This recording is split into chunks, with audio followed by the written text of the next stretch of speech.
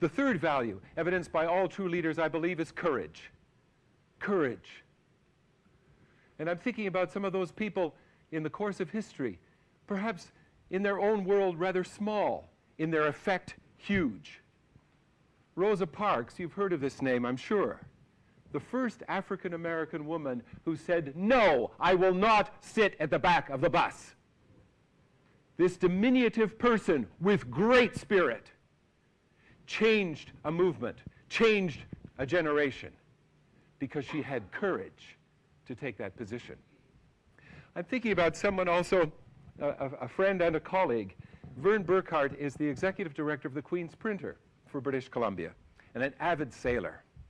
He's been on the Vic Maui race, I think, 6 times. Well, here's a story that happened just last summer, talking about courage and leadership. So here he was with his crew, and they were sailing, and they were 400 miles off the coast of San Francisco. And it was in the middle of the night, and Vern was at the tiller. He was steering the boat.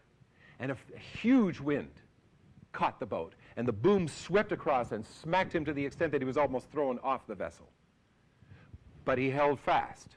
He had responsibility. And the next day, they realized when the storm had subsided that the boat was damaged. And so he swam under the boat and determined that the rudder had actually been severed from the boat.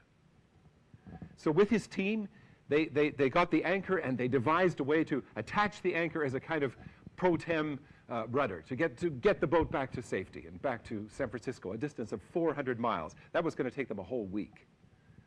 So he got his crew back. His team was safe.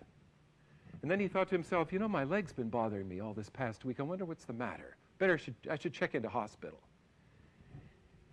What he learned in hospital is that his leg was broken. But he was so committed to his task, he was so committed in service to his team, that he put his own self-interest aside. Isn't that an amazing story? It's inspiring. It's inspiring.